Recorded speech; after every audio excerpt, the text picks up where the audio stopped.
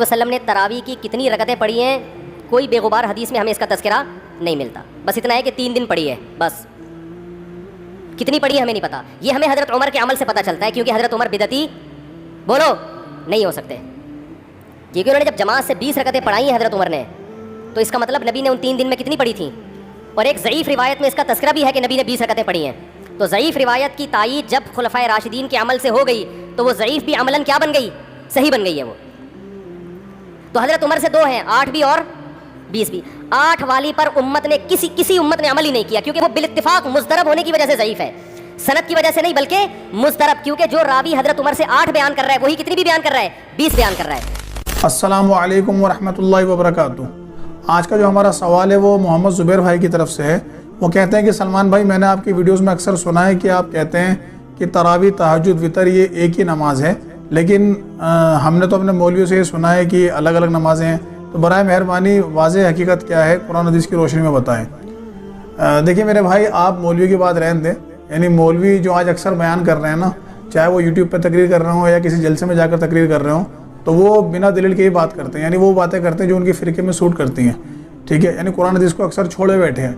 تو ان کی بات آپ رہنے دیں۔ ہم دیکھتے ہیں کہ قرآن حدیث ہمیں کیا کہتا ہے۔ تو اگر میں یہ کہتا ہوں کہ یہ تینوں ایک ہی نماز ہے تو میں اپنی طرف سے نہیں کہہ رہا، میں اس پہ دلیل دوں گا، باقی ماننا نہ ماننا وہ آپ کا کام ہے، ٹھیک ہے۔ یعنی ایک بار کسی کے سامنے حق آ جائے اور وہ نہیں مانے تو پھر اسے تو ہم نہیں منوا سکتے نا، ہم بتا ہی سکتے ہیں کہ بھائی دیکھو یہ حق ہے، باقی آپ کی مرضی، آپ مانے یا نہ مانے، ٹھیک ہے۔ تو سب سے پہلے تو آپ یہ بات جان لیجئے کہ تراویح کوئی نئی نماز نہیں ہے، یعنی تراویح جو ہے وہ تہجد کی ہی نماز ہے، جسے محدثین کے دور میں تراویح کا نام دے دیا گیا،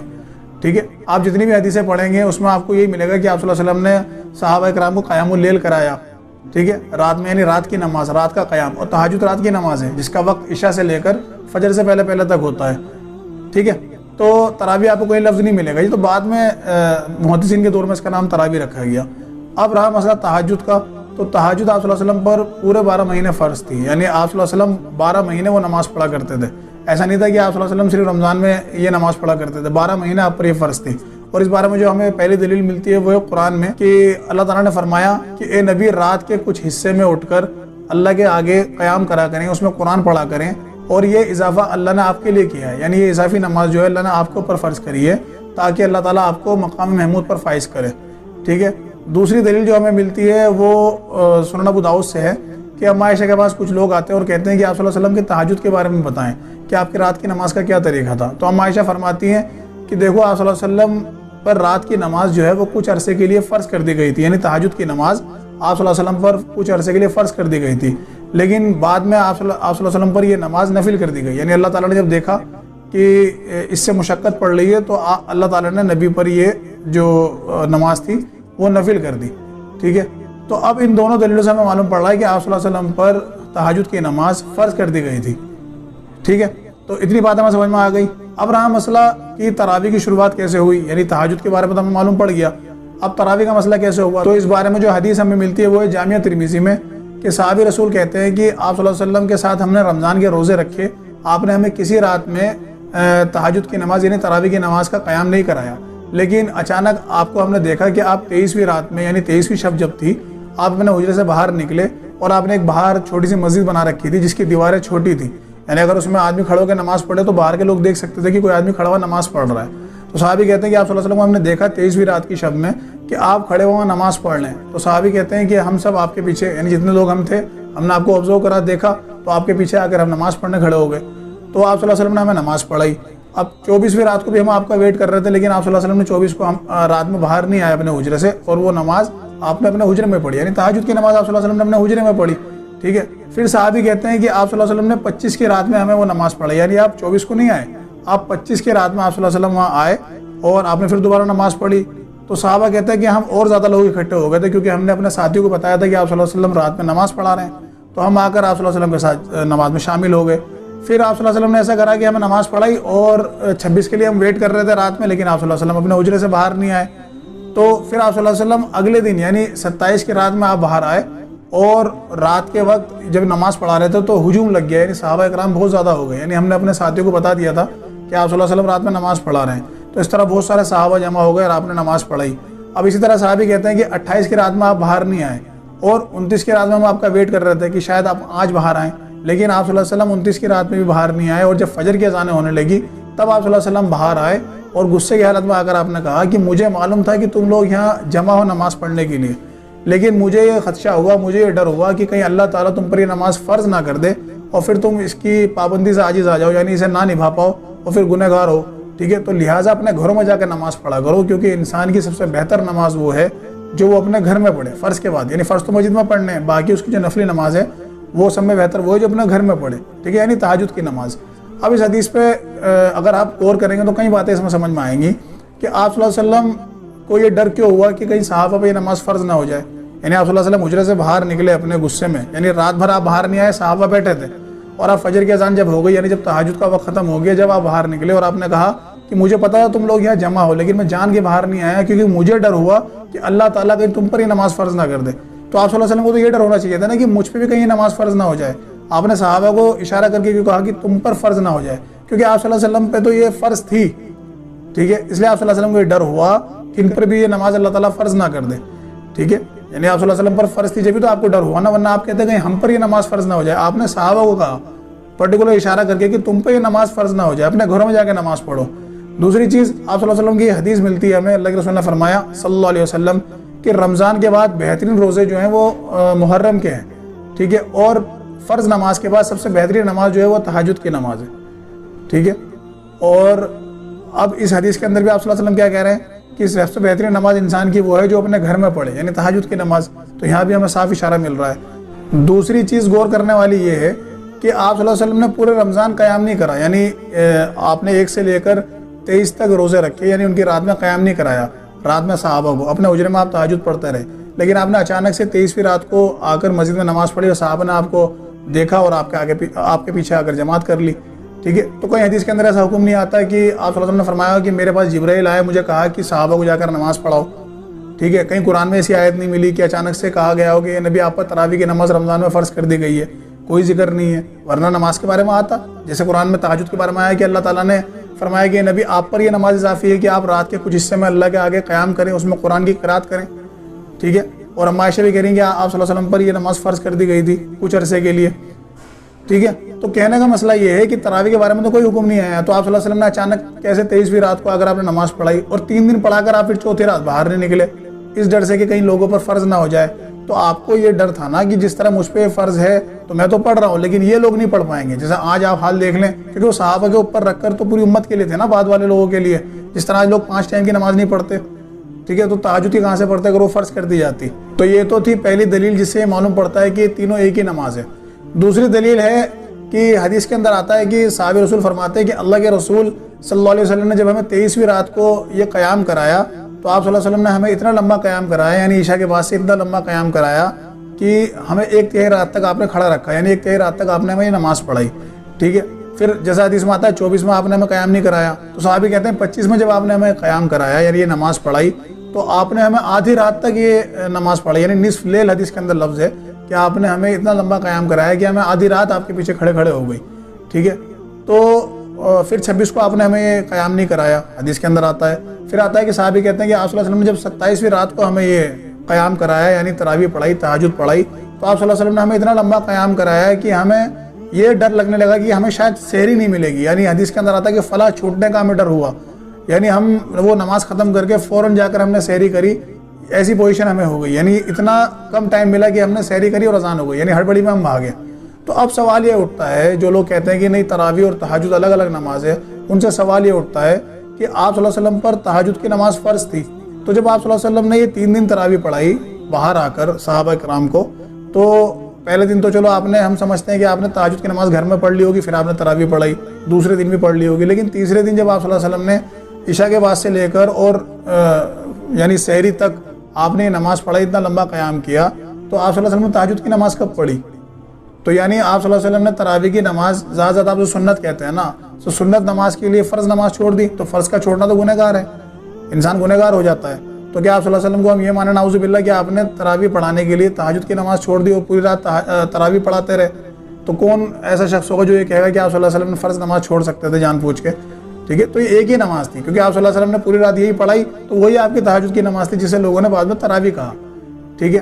تیسری دلیل جس سے ثابت ہوتا ہے کہ تراویح اور تہجد اور وطر یہ ایک ہی نماز ہے، وہ یہ ہے کہ امام بخاری جو صحیح بخاری کے مصنف ہیں، انہوں نے کتاب لکھی صحیح بخاری، اس میں انہوں نے باب باندھے ہیں، یعنی کتاب التراویح، تراویح کا الگ باب باندھا ہے، تہجد کا الگ باب باندھا ہے، اور وطر کا الگ باب باندھا ہے، اور وہ ان تینوں کے اندر سیم حدیث لے کے آئے ہیں کہ آپ صلی اللہ علیہ وسلم کی رات کی نماز جو تھی وہ 11 رکھتے تھے، ٹھیک ہے، یعنی تہجد کے اندر بھی وہی سیم حدیث لے کے آئے ہیں کہ آپ صلی اللہ علیہ وسلم 2 کر کے 8 رکعت پڑھتے تھے اور 3 رکعت وطر پڑھتے تھے، تراویح کے اندر بھی وہی یہی حدیث لے کر آئے ہیں، اور وطر کے باب میں بھی وہ یہی حدیث لے کر آئے ہیں، ٹھیک ہے۔ تو اس سے بھی معلوم پڑتا ہے کہ امام بخاری نے امت کو یہ بتایا ہے کہ یہ تینوں نمازیں ایک ہی ہیں، آپ صلی اللہ علیہ وسلم کی رات میں 11 رکعتیں زیادہ نہیں تھی، ٹھیک ہے۔ چوتھی دلیل جو ہمیں ملتی ہے وہ ہے صحیح بخاری سے کہ ایک شخص اما عائشہ رضی اللہ تعالیٰ عنہ کے پاس آتا ہے اور کہتا ہے کہ اما عائشہ یہ بتائیں کہ آپ صلی اللہ علیہ وسلم کی رات کی نماز رمضان کے اندر کتنی ہے؟ تو اما عائشہ فرماتی ہیں بیٹا دیکھو، رمضان کی رات میں ہو چاہے غیر رمضان کی، یعنی آپ صلی اللہ علیہ وسلم کی 12 مہینے کی جو رات کی نماز تھی وہ سیم تھی، آپ 11 رکعتیں زیادہ نہیں پڑھا کرتے تھے، ٹھیک ہے۔ تو آپ ان کے سجدے بہت لمبا کرا کرتے تھے، اس میں قرات بہت لمبی کرا کرتے تھے، ٹھیک ہے، یعنی بہت خوبصورت طریقے سے وہ نماز پڑھا کرتے تھے۔ تو اما عائشہ نے یہ ڈکلیئر کر دیا کہ 11 رکعتیں زیادہ آپ صلی اللہ علیہ وسلم سال میں کبھی بھی نہیں پڑھا کرتے تھے رات میں۔ اب اس پہ لوگ بہانے کرتے ہیں، جو فرقہ پرست ہیں، فتنہ پرست ہیں، وہ کہتے ہیں کہ نہیں یہ تہجد کے بارے میں، حالانکہ اما عائشہ کہہ رہی ہیں چاہے رمضان کی راتیں ہوں چاہے غیر رمضان کی، ٹھیک ہے۔ یعنی اس کی مثال اس طریقے سے سمجھیں کہ اگر کوئی شخص یہ کہے کہ آپ جو دن میں سوتے ہیں رمضان کے اندر، دن میں قیل اللہ کرتے ہیں یا دن میں تھوڑا آرام کرتے ہیں ظہر کے بعد سے، تو وہ کتنی دیر کرتے ہیں؟ تو کوئی کہے کہ جی بھائی میں 2 گھنٹے آرام کرتا ہوں، چاہے رمضان کے اندر کے دن ہو یا عام دن ہو، میں 2 گھنٹے ظہر کے بعد سے لے کر 2 گھنٹے آرام کرتا ہوں۔ تو اس سے کوئی عقل مند انسان کیا سمجھے گا کہ بھائی یہ سال بھر ان کا یہی روٹین ہے کہ یہ ظہر کے بعد 2 گھنٹے آرام کرتے ہیں، ٹھیک ہے۔ تو وہ یہ نہیں کہے گا نہیں یہ آرام کرنا الگ ہے اور اس کے بعد وہ سوتے بھی ہیں 2 گھنٹے، تو کوئی بیوقوفی ہوگا۔ تو حدیث کے اندر واضح ہے، اور امام بخاری یہ تینوں حدیثیں جیسے میں نے بتایا کتاب التہجد کے اندر بھی، وطر کے اندر بھی اور تراویح کے اندر لے کر آئے ہیں تاکہ امت کو معلوم پڑے کہ ایک ہی نماز ہے۔ 5ویں دلیل جو ہمیں ملتی ہے جس سے یہ ثابت ہوگا کہ تراویح، تہجد اور وطر یہ ایک ہی نماز ہے، وہ ہے موطا امام مالک کے اندر کہ حضرت عمر رضی اللہ تعالیٰ عنہ کے بارے میں آتا ہے کہ انہوں نے 2 قاریوں کی ڈیوٹی لگائی، یعنی تمیم الداری اور ابی بن قعب رضی اللہ تعالیٰ عنہ، ان کی ڈیوٹی لگائی کہ وہ لوگوں کو تراویح پڑھائیں اور اس کے اندر 11 رکعت پڑھائیں، ٹھیک ہے۔ یعنی واضح یہ حکم ہے کہ 11 رکعت پڑھانے کا انہوں نے لوگوں کو حکم دیا۔ اب جو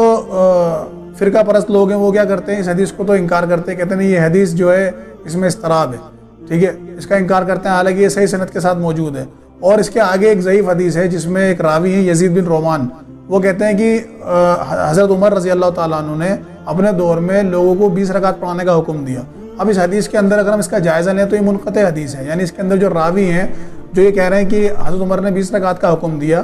تو ان کی ملاقات حضرت عمر سے ثابت نہیں ہے، انہوں نے حضرت عمر رضی اللہ تعالیٰ عنہ کا دور ہی نہیں پایا، ٹھیک ہے۔ اور یہ حدیث کا اصول ہے کہ اگر کوئی راوی ایسے واسطے سے بات کر رہا ہے جس سے اس نے سنا ہی نہیں، اس کو پایا ہی نہیں، تو وہ حدیث قابل قبول نہیں ہوتی، وہ منقطع ہوتی ہے، یعنی چین ٹوٹی ہوئی ہے، ٹھیک ہے۔ تو اس ضعیف حدیث کو وہ لیتے ہیں اپنا منع ثابت کرنے کے لیے اور صحیح حدیث کو چھوڑ دیتے ہیں، ٹھیک ہے۔ تو اس میں واضح الفاظ ہیں کہ حضرت عمر رضی اللہ تعالیٰ عنہ نے 11 رکعت پڑھانے کا حکم دیا۔ اب کچھ لوگ اس میں یہ بھی اعتراض کرتے ہیں کہ دیکھیں امام مالک کیا آپ یہ روایت مان رہے ہیں، حالانکہ ان کا خود کا عمل تو یہ تھا کہ وہ 40 رکعت پڑھا کرتے تھے یا 20 رکعت پڑھا کرتے تھے یا 45 رکعت پڑھا کرتے تھے۔ تو میرے بھائی سب سے پہلی بات تو آپ یہ جان لیں کہ یہ دھوس آپ ہمیں نہ دیں کہ آپ امام مالک کے عمل کو نہیں مان رہے اور ان کی روایت مان رہے ہیں۔ ہمیں پیروی کرنے کا حکم امام مالک کی نہیں ملا، ٹھیک ہے، ہمیں پیروی کرنے کا حکم اللہ کے رسول صلی اللہ علیہ وسلم کے ملا ہے، یعنی ان کی پیروی میں ہمیں کامیابی ملے گی، ان کے جو عمل ہمیں ملیں گے حدیث کے اندر وہ ہم مانیں گے۔ امام مالک کی بات ہم اس لیے مان رہے ہیں کیونکہ وہ حدیث سند کے ساتھ لائے ہیں، ان کی اپنی بات نہیں ہے۔ ہم ایسا نہیں کر رہے کہ امام مالک کی ایک بات مان لی اور دوسری بات چھوڑ دی، ہم امام مالک کی ہر وہ بات مانیں گے جو وہ صحیح سند کے ساتھ اپنی کتاب میں لے کر آئے ہیں، ٹھیک ہے، اور ہر وہ بات ریجیکٹ کر دیں گے جو ان کی بات قرآن و حدیث سے ٹکرا رہی ہوگی۔ اور وہ خود بھی یہ کہتے تھے، یعنی جتنے بھی امام ہیں چاہے وہ کسی بھی فیلڈ کے ہیں، انہوں نے یہ کہا ہے کہ ہماری اگر کوئی بات اللہ اس کے رسول کے کلام سے ٹکرا رہی ہو تو اسے دیوار پہ مار دیں۔ اسی طرح بہت سے لوگ امام ترمذی کا حوالہ دیتے ہیں، یعنی وہ ایک حدیث کے نیچے بہت سے ائمہ کے قول لائیں اور وہ کہتے ہیں کہ دیکھیے امام شافعی کہتے ہیں کہ اتنی رکعت پڑھنی چاہیے، امام مالک کہتے ہیں اتنی پڑھنی چاہیے، اوزاعی کہتے ہیں اتنی پڑھنی چاہیے، اور فلاں کہتے ہیں کہ میں نے مکہ میں دیکھا کہ 20 رکعت پڑھی جاتی ہیں، کہیں مدینہ میں 45 رکعت پڑھی جاتی ہیں یا 41 رکعت پڑھی جاتی ہیں۔ تو میرے بھائی میں پھر وہی بات کہوں گا کہ ہم جو پابند ہیں شریعت کو ماننے کے وہ قرآن اور حدیث کے اندر ہیں، ٹھیک ہے۔ اگر آپ صلی اللہ علیہ وسلم کی حدیث کے اندر ہمیں ایک چیز مل رہی ہے کہ آپ صلی اللہ علیہ وسلم اتنی پڑھا کرتے تھے، تو پھر مکہ میں کیا ہوتا ہے مدینہ میں کیا ہوتا ہے ہم اس کے ذمہ دار نہیں ہیں۔ آپ صلی اللہ علیہ وسلم نے یہ نہیں کہا کہ مکہ میں جو ہو رہا ہو مدینہ میں جو ہو رہا ہو وہ کر لینا، ٹھیک ہے۔ مکہ میں تو بہت سال ترکیوں کی حکومت تھی، تو وہاں مزار بھی بنا رکھے تھے انہوں نے، 4 مصلی بھی ڈال رکھے تھے، تو کیا یہ حدیث میں ہے؟ کیا قرآن میں ہے؟ تو پھر آج بھی وہاں 4 مصلی ڈلنے چاہیے تھے، پھر ایک مقام ابراہیم پہ مصلی کیوں پڑا ہے؟ اللہ تعالیٰ کا تو یہی حکم ہے نا کہ مقام ابراہیم پہ مصلی بنائے، ٹھیک ہے، ایک امام امامت کرے۔ تو ہمیں قرآن اور حدیث کی پابندی ہے کہ ہم اس کے اصول مانیں کہ وہ بات اس میں کیا بات کہی جا رہی ہے، ٹھیک ہے۔ تو ان اماموں کے پاس یہ ہوا کہ ان تک بات نہیں پہنچی تو انہوں نے اپنی رائے دے دی، ورنہ کسی کی کیا مجال کہ رسول اللہ کی بات اس کے پاس آ جائے اور وہ کہے کہ نہیں میں یہ کہتا ہوں آپ صلی اللہ علیہ وسلم کی بات چھوڑ دو، میری بات مان لو، تو کیا مسلمان رہ جائے گا؟ امام تو چھوڑ دیں پھر، ٹھیک ہے۔ تو اس حدیث سے ہی معلوم پڑا کہ آپ صلی اللہ علیہ وسلم نے 11 رکعت پڑھائی تھی، کیونکہ حضرت عمر رضی اللہ تعالیٰ عنہ نے آپ صلی اللہ علیہ وسلم کے پیچھے وہ نماز پڑھی تھی جب یہ آپ نے لوگوں کو حکم دیا کہ 11 رکعت پڑھائی جائے۔ چھٹی دلیل جو ہمیں ملتی ہے جس سے معلوم پڑے گا یہ تینوں نمازیں ایک ہی ہیں، وہ صحیح بخاری کے اندر ہے کہ راوی کہتے ہیں کہ ایک بار میں حضرت عمر رضی اللہ تعالیٰ عنہ کے دور میں مسجد کا چکر کاٹ رہا تھا، یعنی مسجد کا پھیرا لگا رہا تھا، تو میں نے دیکھا کہ رمضان کی راتیں تھی، یعنی لوگ تراویح پڑھ رہے تھے، یعنی تہجد کی نماز پڑھ رہے تھے الگ الگ گروہ میں، کوئی 2 جن پڑھ لیں، کہیں 3 جن پڑھ لیں، کہیں 5 جن جماعت کر کے پڑھ لیں، کوئی اکیلا پڑھ رہا ہے۔ تو حضرت عمر رضی اللہ تعالیٰ عنہ نے کہا کہ کیا ہی اچھا ہو کہ میں انہیں ایک امام کے پیچھے جمع کر دوں، یعنی الگ الگ پڑھ رہے ہیں تو اس سے بہتر ہے کہ ایک امام کے پیچھے جمع ہو جائیں، ایک قاری ہو بہترین آواز میں پڑھائے اور اچھا قرآن پڑھائے اور یہ سنیں، ٹھیک ہے۔ تو حضرت عمر نے 2 صحابی کی ڈیوٹی لگائی، جیسے میں نے بتایا تمیم الداری اور ابی بن کعب رضی اللہ تعالیٰ عنہ، ان کو کہا کہ وہ لوگوں کو تراویح پڑھائیں، ٹھیک ہے۔ پھر راوی کہتے ہیں کہ حضرت عمر رضی اللہ تعالیٰ عنہ جب اگلی رات کو مسجد کا دورہ کرنے آئے تو دیکھا کہ جو لوگ اس سے پہلے دن الگ الگ ٹکڑوں میں نماز پڑھ رہے تھے وہ ایک امام کے پیچھے کھڑے ہو کر نماز پڑھ لیں۔ تو حضرت عمر رضی اللہ تعالیٰ عنہ نے فرمایا کہ یہ بہتر طریقہ ہے، یعنی یہ اچھا طریقہ ہے جو میں نے ایجاد کرا ہے، ٹھیک ہے، اس سے جو یہ لوگ پہلے کر رہے تھے، حالانکہ وہ خود یہ نماز گھر پہ پڑھا کرتے تھے رات کے آخری پہر میں، کیونکہ راوی اس کے اندر بیان کرتے ہیں کہ حضرت عمر نے جب ان لوگوں کو دیکھا اگلے دن آ کر کہ یہ جماعت سے نماز پڑھ لیں اور کہا کہ یہ بہتر طریقہ ہے، جس سے یہ کل نماز پڑھ لے تو اس سے بہتر یہ طریقہ ہے، لیکن اس سے بہتر اس نماز کا وقت وہ ہے جو رات کے آخری پہر میں اٹھ کے پڑھی جائے، جس میں یہ لوگ سو جائیں گے، ٹھیک ہے۔ اور راوی کہتے ہیں کہ اس سے مراد حضرت عمر کی رات کا وہ پہر تھا، یعنی رات کے پہر میں جو نماز پڑھی جاتی ہے یعنی تہجد کی نماز، وہ نماز تھی، ٹھیک ہے۔ حدیث کے اندر ہی راوی نے یہ کلیئر کری یہ بات۔ تو حضرت عمر تو خود آ کر تراویح نہیں پڑھا کرتے تھے نا، کوئی ثابت کرتے کہ حضرت عمر نے تراویح پڑھی ہو، تو وہ خود تہجد کی نماز پڑھا کرتے تھے رات میں، جیسے اللہ کے رسول نے فرمایا کہ بہتر نماز فرض کے بعد وہ ہے جو انسان اپنے گھر میں پڑھے تہجد کی، ٹھیک ہے۔ تو اس حدیث سے ہی واضح معلوم پڑ رہا ہے کہ حضرت عمر رضی اللہ تعالیٰ عنہ رات کو اٹھ کر اپنے آخری پہر میں وہ نماز پڑھا کرتے تھے، ٹھیک ہے۔ اور اس بارے میں ایک اور حدیث ہے کہ آپ صلی اللہ علیہ وسلم نے حضرت ابو بکر سے پوچھا کہ آپ تہجد کی نماز کب پڑھتے ہیں؟ تو حضرت ابو بکر نے کہا اللہ کے رسول میں تو عشاء کے بعد پڑھ لیتا ہوں۔ اور حضرت عمر سے پوچھا تو حضرت عمر نے فرمایا کہ اللہ کے رسول میں تو رات کو آخری پہر میں اٹھ کے پڑھتا ہوں۔ تو آپ صلی اللہ علیہ وسلم نے فرمایا کہ دونوں نے بہترین کام کیا، یعنی تم نے جلدی پڑھ لی تو تم نے اس میں احتیاط برتی کہیں سونے کے چکر میں چھوٹ نہ جائے تو میں پہلے پڑھ لیتا ہوں۔ اور حضرت عمر کو کہا کہ تم نے طاقت والا کام پکڑا، یعنی یہ ایک مضبوط آدمی کا کام ہے کہ وہ تہجد میں اٹھ کر رات کو نیند کو اپنی جگا کر نماز پڑھے، ٹھیک ہے۔ تو حضرت عمر کا پہلے سے معمول یہ تھا کہ آپ رات کے آخری پہر میں وہ نماز پڑھا کرتے تھے۔ تو ان حدیثوں سے واضح معلوم پڑ رہا ہے کہ یہ جو نماز ہے یہ ایک ہی نماز ہے، کوئی الگ نماز نہیں ہے، ٹھیک ہے۔ 7ویں اور آخری دلیل جس سے معلوم پڑے گا کہ یہ تینوں ایک ہی نماز ہے اور مسئلہ آئینے کی طرح صاف ہو جائے گا، وہ ہے صحیح ابن خزیمہ میں کہ صحابی رسول کہتے ہیں، یعنی جابر بن عبداللہ کہتے ہیں رضی اللہ تعالیٰ عنہ کہ آپ صلی اللہ علیہ وسلم نے ہمیں رمضان کی رات میں نماز پڑھائی، ٹھیک ہے، یعنی رمضان کا مہینہ تھا، اس میں رات میں آپ نے آ کر ہمیں نماز پڑھائی اور 3 دن وہ نماز پڑھائی اور آپ نے ہمیں 11 رکعت پڑھائی، ٹھیک ہے۔ یعنی اس حدیث سے مسئلہ ہی حل ہو گیا، کوئی اس میں شک و شبہ ہی نہیں رہا کہ صحابی رسول خود کہہ رہے ہیں، جابر بن عبداللہ خود کہہ رہے ہیں کہ آپ صلی اللہ علیہ وسلم نے ہمیں رمضان میں جو نماز پڑھائی تھی نا تراویح کی،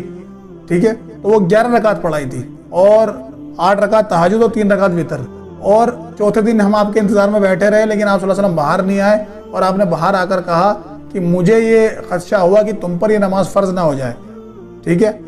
ان یکتب علیکم الوتر، کہ تم پر یہ نماز فرض نہ کر دی جائے۔ آپ نے وطر کے الفاظ کہے، عربی نسخے کے اندر آپ دیکھ سکتے ہیں، ٹھیک ہے۔ تو یہاں آپ نے کوئی تراویح یا تہجد کا لفظ نہیں کہا، وطر کا لفظ کہا، اور سب کو پتا ہے کہ آپ صلی اللہ علیہ وسلم نے رمضان میں 3 ہی دن نماز پڑھائی تھی، اور وہ آپ اسے تراویح کہہ لیں تہجد کہہ لیں اس میں جھگڑ لیں، لیکن یہ تو آپ مان لیں گے اس حدیث کے بعد کہ وہ 11 رکھتے تھی، ٹھیک ہے۔ تو کوئی لوگ اگر یہ بھی نہیں مانتے کہ بھائی تہجد و تراویح ایک نہیں ہے تو انہیں یہ تو ماننا پڑے گا اس حدیث کے بعد کہ اس کی تعداد 11 رکھتے ہیں، ٹھیک ہے۔ تو جابر بن عبداللہ خود کہہ رہے ہیں کہ آپ صلی اللہ علیہ وسلم نے جو رمضان میں ہمیں نماز پڑھائی تھی وہ 11 رکعت پڑھائی تھی، ٹھیک ہے۔ تو اس کے بعد تو جھگڑا ہی ختم ہو جائے گا۔ تو اگر کوئی کہتا ہے نہیں تراویح الگ ہے تہجد الگ ہے تو بھائی پڑھنے تو آپ کو 11 ہی پڑے گی، 20 کا تو کوئی ثبوت ہمیں نہیں ملتا۔ تو حق بات یہی ہے، واضح بات یہی ہے کہ یہ تینوں ایک ہی نماز ہیں۔ اب رہا مسئلہ کہ وطر کیوں کہتے ہیں؟ تو وطر اس لیے کہتے ہیں کہ جیسے اللہ کے رسول کی حدیث ہے کہ رات کی نماز 2 کر کے ہے، اور جب کسی کو صبح ہونے کا اندیشہ ہو یا اپنی نماز مکمل کرنا چاہے تو وہ آخر میں 1 رکعت وطر پڑھ لے، جو اس کی تمام نماز کو طاق کر دے گی، ٹھیک ہے؟ یعنی وطر کا مطلب ہوتا ہے طاق کرنا، ٹھیک ہے؟ تو اب کہنے کا مسئلہ یہ ہے کہ جس طرح ہم عام دنوں میں تہجد کے بعد وطر پڑھتے ہیں، اسی طرح رمضان کے اندر تراویح کے بعد وطر پڑھ جاتے ہیں۔ تو یہ بھی بہت موٹی بات ہے عقل مند کے لیے، اگر کوئی سمجھنا چاہے تو۔ یعنی وطر کب پڑھتے ہیں؟ تہجد کے بعد ہی پڑھتے ہیں نا، جس طرح حدیث کے اندر آتا ہے، عائشہ فرماتے ہیں کہ آپ صلی اللہ علیہ وسلم 2 کر کے 8 رکعتیں پڑھتے اور پھر آخر میں 3 رکعت وطر پڑھتے،